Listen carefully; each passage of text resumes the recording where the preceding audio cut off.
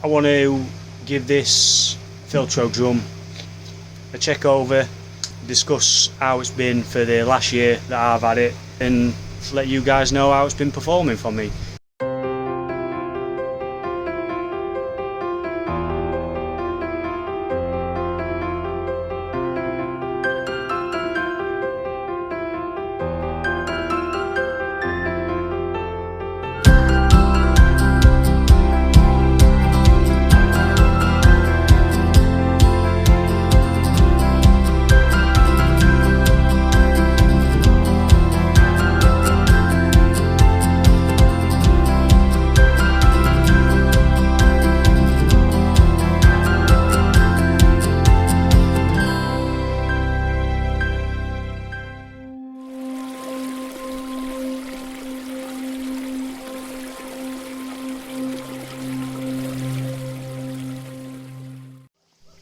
Welcome back, guys.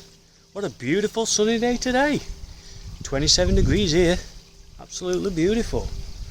Pond's doing fantastic, looking nice and clear. Just in the middle of doing a few water checks, and that'll become apparent in a minute. And fish are looking pretty good, apart from a couple of issues that I just want to iron out. So what this video is going to be all about is, so I want to go over my drum filter, the Filtreau drum, now that it's been in operation around about a year now. Just want to give me thoughts and opinions on that, go into a bit of detail on it and things like that, and also got 2 or 3 fish what's got a bit of fin damage to them, mainly dorsals. Now when these fish feed, they're quite aggressive feeders, so what I want to do is get 2 or 3 on them out and just have a look at these splits on the dorsals, because I want to, 1, make sure that it is just fin damage from feeding, 2, make sure that they're going to heal back up properly, and 3, just double check that it's not something else going on, such as a bacterial issue from fin rot or anything like that. So we'll have a look at what we've got going off in shed, my water parameters, things like that, because I've given them a check over first. And then we'll go through my drum, and then we'll have a look at these fish, and then you guys can hopefully let me know your opinions of what you think about it. So come back to you in a minute, guys. Right, so at the minute, guys, I've just got my nitrite test going. I've already done my ammonia. My ammonia's at 0.12 parts per million, so I'm happy with that. So as long as it stays below 0.25, then I'm pleased with that. Same with this nitrite, really. As long as this is below 0.25, then I don't get too fussy over it. As long as it's not sky high, then I don't mind. But that's got another 5 minutes left on that yet. I've tested my pH. My pH is at 8, so again I'm happy with that, because what I've got here is a chart. Now some of you may have seen this chart before. This chart I've taken from the Manky Sankey website, and this just tells me what safe levels of ammonia I can have in my system before the free ammonia starts to become toxic. So with my pH of 8 and my temperature at 24, if we come down, you will see we get to the pH of 8 and come across. So in my system, at pH of 8 and temperature of 24 degrees, I'm allowed up to a maximum, that's maximum, of 0.4 parts per million of ammonia in my system before the free ammonia starts to exceed 0.02 milligrams per litre. So that's what you've got to take into account when you're doing your ammonia readings. So it's not necessarily a certain ammonia level makes it toxic, because ammonia is there in 2 forms. you've got your NH3 and your NH4. Now if my pH was to be 7 or below, then basically any ammonia in my system would be pretty much safe as nails. You know, I could have quite a high level of ammonia in my system, but if my pH was 7 or below, then basically it wouldn't be very toxic at all. It's only when you start getting like 7 and above, and you start getting towards your 8s and things like that, that's when you've got to start keeping your eye on your ammonia levels, because that's when it starts becoming toxic. You know, especially being at 24 degrees. So anyway, I'm going to snap back to this nitrite checker. This is nearly done, and when it's done I'll come back to you, show you guys what my nitrite's at. I wanted to do these checks pretty much before I got these fish out. I wanted to know what I'm dealing with, make sure there's nothing else going on, things like that, you know, just what you generally do anyway. So as soon as these checks are done and I'm happy with them, we'll move on. So I'll come back to you guys in a minute. Alright, so this is the result of the nitrite test, guys. That's saying 96 parts per billion, but if I convert that to parts per million, it works out at 0.31. So it's a little bit higher than I'd like, but what I'm going to do now, just out of interest, is I'm going to use one of my liquid testers, one of my NT Labs testers. I'm going to test my nitrite with this, just to see what this is telling us. I always like to test them against each other, so this should be interesting to see, because not long I tested them, well, I'll say not long, a day or two ago I tested them and it was showing pretty much clear. So I'm going to test it with this, see what this comes back at, and then we'll go from there. Alright, so this is the result of the liquid nitrite tester, guys. I don't know how well this is going to show up, but we are showing a hint of pink in there, which would confirm the Hannah checker. Comparing it to the scale on the box, it does look about the same. So to me, it's not going to probably not show as well to you guys on screen, but it is showing, you know, just over between 0.25 and 0.5. So I guess the Hannah checker is pretty accurate on that one. Now I should probably say, guys, that I did actually quite expect for the levels to be up a little bit anyway, mainly for the fact because I've started to up my feed again now, because there was no point keeping my feed down, because obviously filters are never going to get going properly. So I've upped my feed to back where it should be. So I did expect my levels to start rising again, but I'm sure they'll, after a little while, they'll soon start settling down. But I think what I might do, I might do a 10% water change just to get them down a little bit more, and then I think I'm going to get a little bit of background salt in pond, just to negate those effects of nitrite to the fish, and hopefully it'll help them topically treat anything that might be in there too. So yeah, that's the plan, I think. But anyway, what we're going to do now for the time being is I want to give this Filtreau drum a check over, discuss how it's been for the last year that I've had it, and just talk through it a bit and let you guys know how it's been performing for me, because it's, you know, for what they cost, they're pretty good value for money, to be honest with you. So we shall spin round, take a look at the drum and go through it a little bit. Right then, guys, so what we have here, this is my drum, and this is the Filtreau Easy Drum. As you can see, is this screen. It has a 40 watt amalgam UV bulb built in. Now that's your float switch at the back.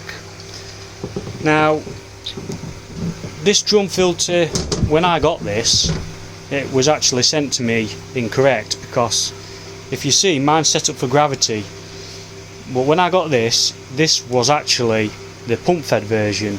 And what that meant was, in this side, in the dirty side, the float switch was actually in this side of the filter, and it just sits on that back wall there. And then these two overflow holes, you have them in there in case the pump has to overspill if the screen gets blocked for any reason.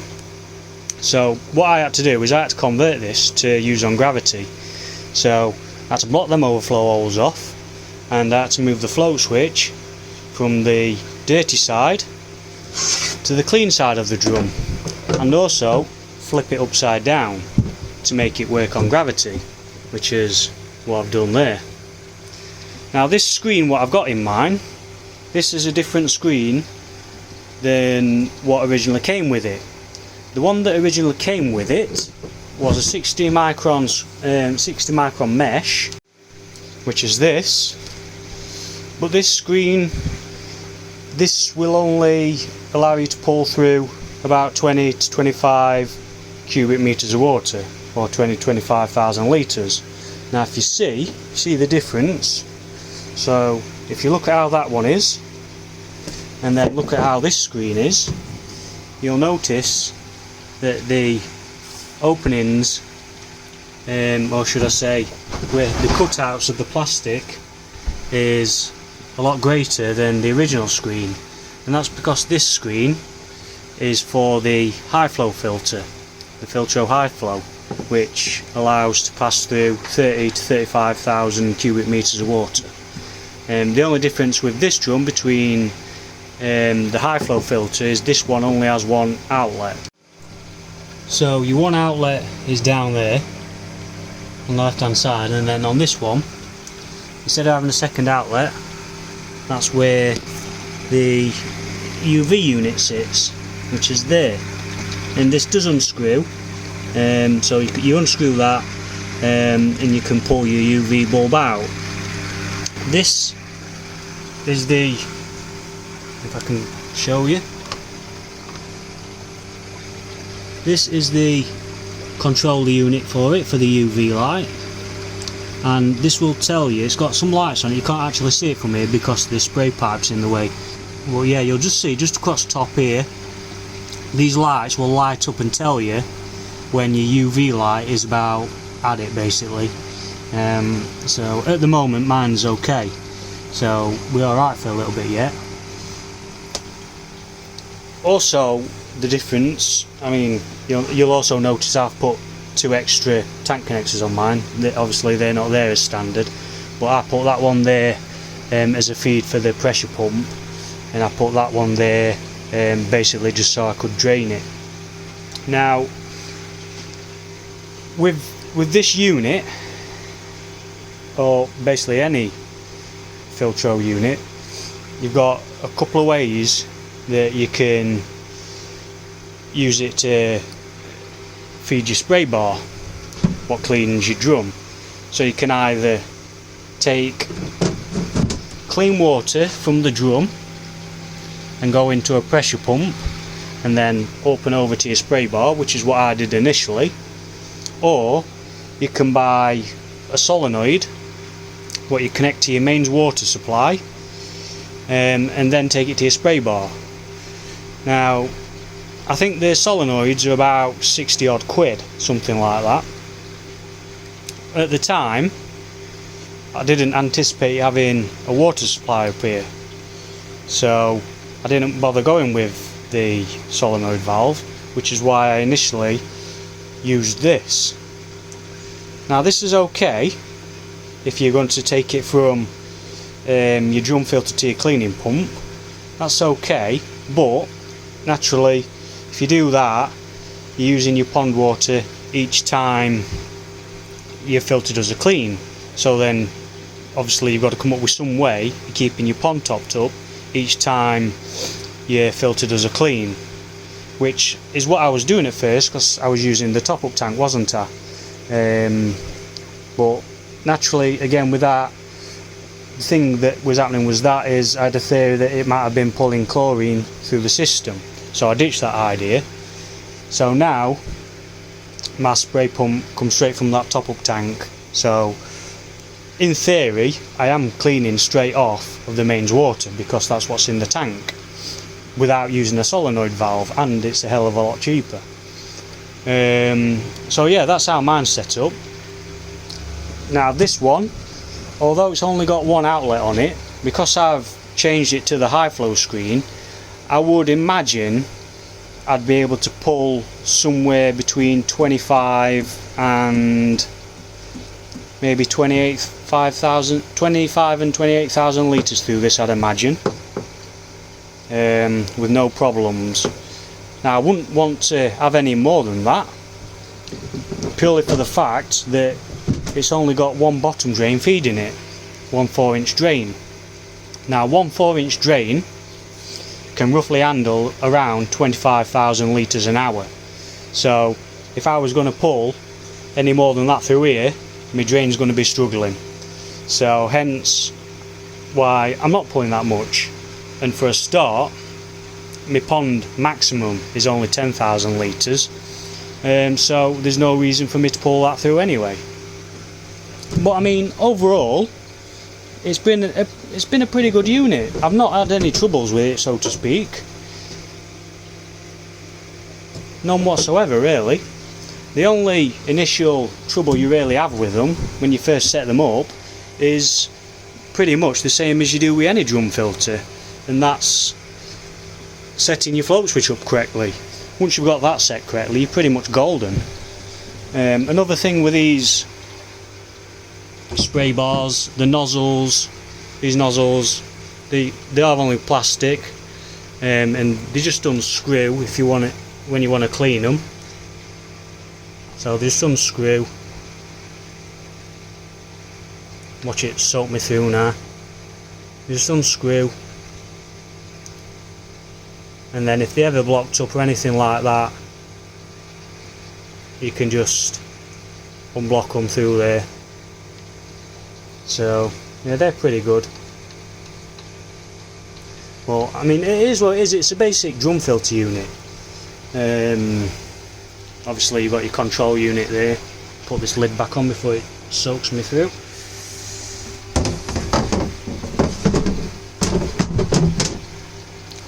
This is your control box. So you've got 4 connections that you can plug into it. So your top one on the left is your UV light. The bottom one is the pressure pump.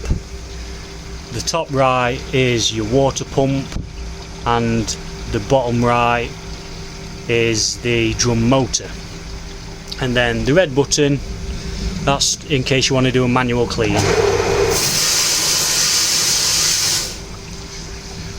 The only downside to these drum filters, is obviously you can't set how often you want them to clean. The only way you can do that is by altering the float switch. So if you wanted it to clean more often, then you'd set your float switch a bit higher, and then it'd clean more often. Well, where I've got it set at the moment, it works out pretty well for me. But yeah, like I say, for what they cost, I mean, these retail around the £1,000 mark, between £1,000 and £1,200, depending on what model you wanted and whether you wanted them with a spray pump.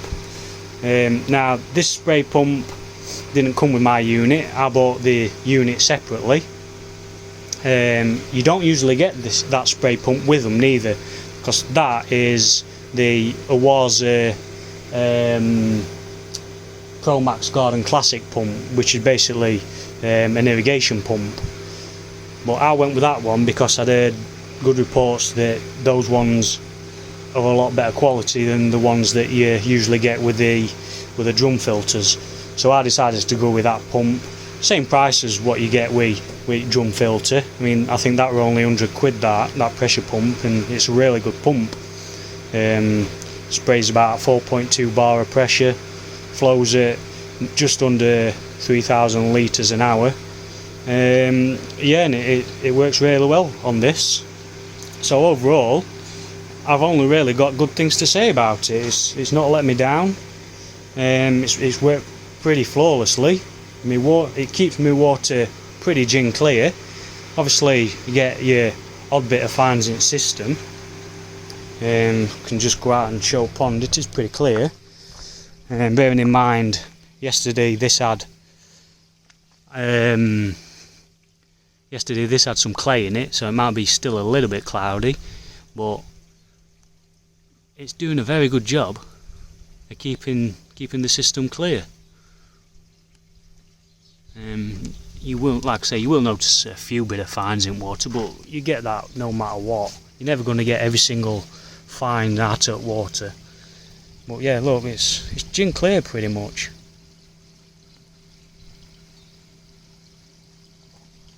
So yeah, it does a very good job. I'm really pleased with it. I'd definitely recommend them to anybody else, really. Also with these drums as well, guys, is I don't know what the deal is with this, but if you look on this sticker here where it says Filtreau, it actually says Cockney Koi at the side of it. I don't know whether that's purely the UV light that's in it, a Cockney Koi Yamitsu UV light or what, or whether Cockney Koi owns Filtreau or whether Filtreau owns Cockney Koi, I don't know. So I don't know what deal is with that, guys. It says Cockney Koi outside on it anyway. So yeah, if you're after a decent budget drum filter, then I'd certainly recommend one. I don't think I mean, Filtreau say that these are good for ponds up to around 5,000 gallons. Now, they probably are good, you know, for a 5,000 gallon pond, but because of how small the drum is, I'd probably say that it'd be cleaning quite regular on a big pond like that. Now, bearing in mind my pond's just over 2,000 gallons, I think it's pretty much the right size drum filter for my pond, to be honest with you. Yeah, it does a really good job. And to be quite honest with you, to say they're made in Holland, I know people have spoke about, you know, getting parts for them and things like that if something goes wrong, but the parts they're pretty easy to get hold on, if I'm quite honest with you. You know, quite a lot of stockists can get them. Kitsu Koi, which is one of my local dealers, they can get spares for Filtreau drums pretty easy. I know a few other dealers that can get them, so you know, you're never going to be without getting a part for it. So yeah, that's the drum filter, guys. You've got your 4-inch inlet there, another 4-inch inlet there what I've blanked off. You've got a 4-inch outlet for waste, all this waste chute there unbolts so you can pull it out to clean it. Yeah, and it's a fantastic little unit, guys. Definitely wouldn't hesitate recommending one of these to anybody, really. If you're after a nice little budget drum filter, then fill your boots, because I can't rate it highly enough. Now, when you compare the price of one of these to, you know, a filter what's singing or dancing, like your Wazas and your Burtons and things like that, I'm not denying that those filters are way superior. You know, I don't doubt that whatsoever in the materials used, but they come with the price tag. You're probably looking about near on 3-4 grand for one of them, 5 grand probably in some instances, whereas for a little budget drum filter that works very well, you know, 1,000, 1,200 quid, probably get it under £1,000 if you look hard enough. So yeah, can't recommend that highly enough, guys. So what I'm going to do now, guys, oh, by the way, if you've got one of these drum filters or you've had one, let me know your thoughts of them. You know, if you've had experience with one, if you've had any issues with one, then do let me know your thoughts on them. If you're using one, let me know how you're getting on with it. I'd be interested to know myself. Like I say, I'm only a year in with it, but so far so good, so I'm pleased with it. Right, what we're going to do now, guys, is got 2 or 3 fish in pond. What I want to get out, couple of dorsal fin issues. I want to check whether they are just actual superficial fin damage through, like, you know, aggressive feeding and things like that. I want to make sure there's nothing else going on there bacterial wise, like fin rot or anything like that. So I'm going to get 2 or 3 out, have a look at them, and you guys can let me know down in comments what you guys think is going on, because when it comes to fins and things like that, I'm still learning about things like bacterial issues and how to identify them, you know, differences between fin rot and split fins and things like that done through aggressive feeding. So let me know your thoughts on them then, guys. So I'm going to get my bowl out, get my net out, and we'll get some fish out, guys. So I'll see you in a minute. Right, so the first fish is the tancho, guys. So his dorsal's partially split. What I want to do is see if I can have a look as to whether it's just damage from aggressive feeding or whether there's something else going on with it. If I can just try and have a look without stressing it too much.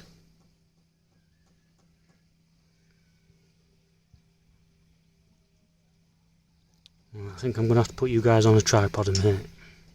Right then, guys, we'll see if we can show you a bit of what I mean.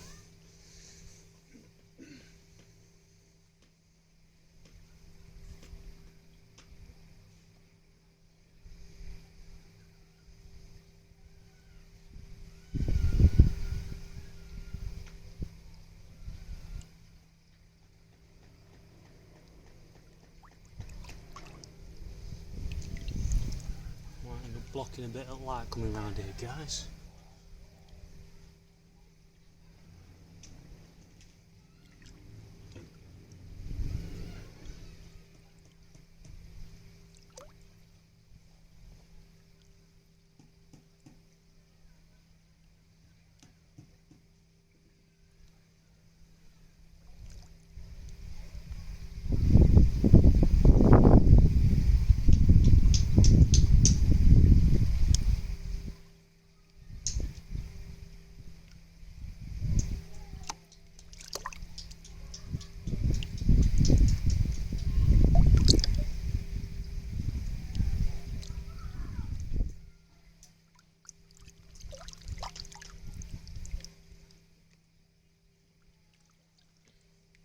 Right, I think I'm going to have to put a bit of calm in here, guys, just to calm it down a bit.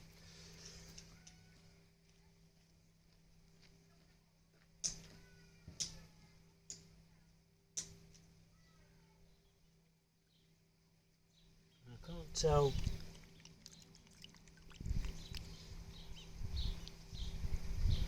This is where my knowledge on things is quite limited when it comes to things like this. So I'll bring you off at tripod and I'll give you a closer look.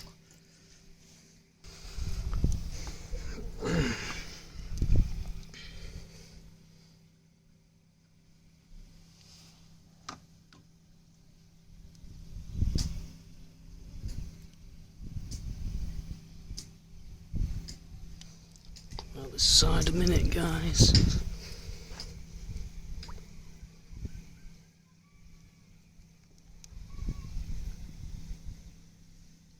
Keep giving it light, don't I?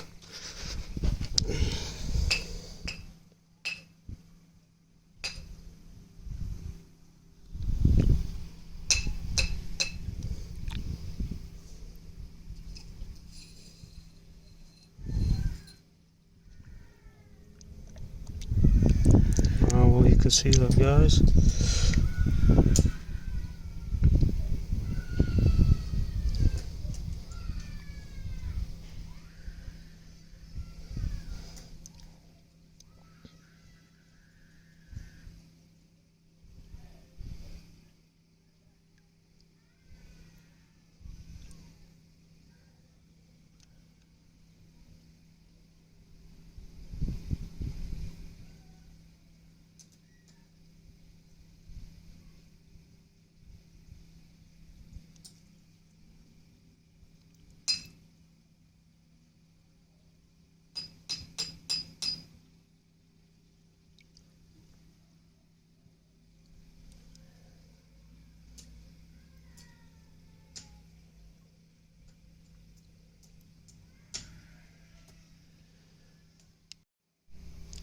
Right, well I think looking at it guys, it don't look like anything serious. It looks as though it's just torn its dorsal, to be honest with you. So it's not gone down that far, so that should heal itself back up I think. So I'll just have to keep an eye on that. No sooner had he gone back in, he's back up and feeding again.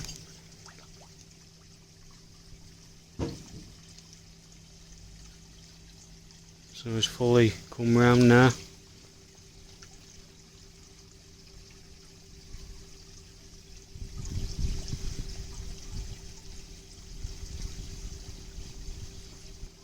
Right, well, now that they're feeding, and after looking at that Tancho's fin, that one pretty much looked worse out a lot on them. So after looking at that now, I don't think I'm going to bother with getting any more out, because I think they all pretty much superficial damage, to be honest with you, looking at them.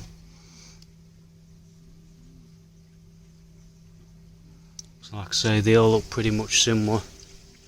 But I just wanted to double check that we weren't dealing with anything else, to be fair.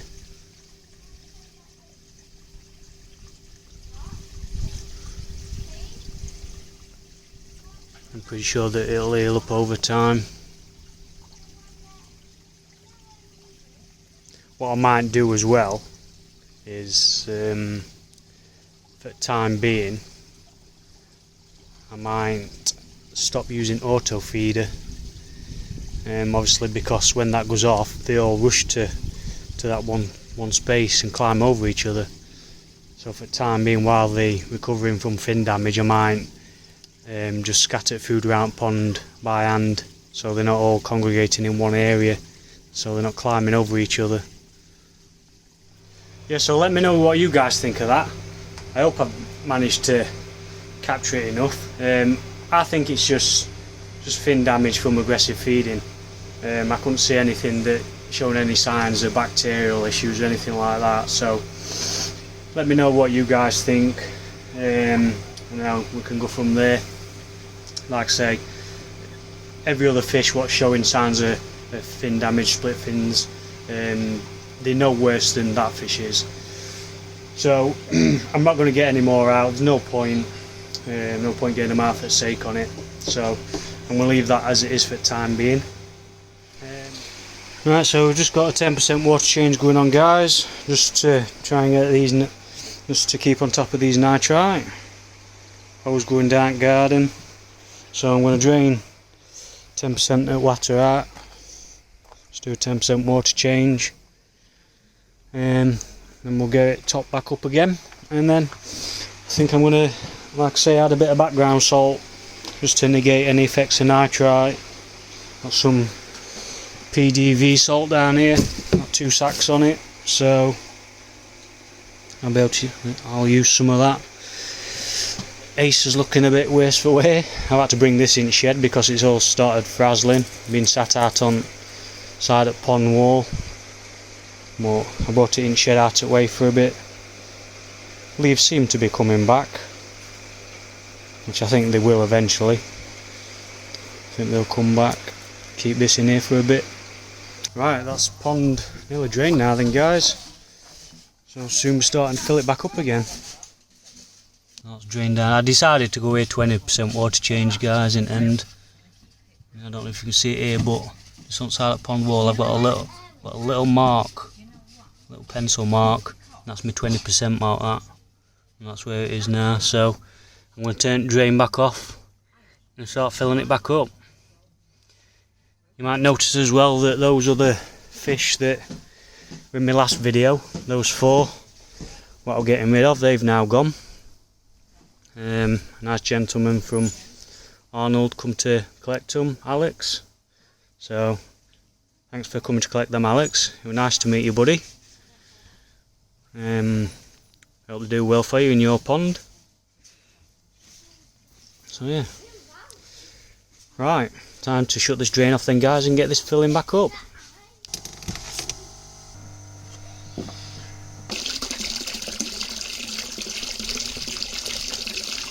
That's filling back up now then, guys. I'm going to let this get back up to level. I'm going to turn all my inlets and everything off to my filters in the shed, and then once pond's filled I'll get some dechlorinator in it, leave it for half an hour or so, and then open everything back up. There's this here as well, look guys, look at what this little spider's built. Oh well, it's going to focus on it. Not very well.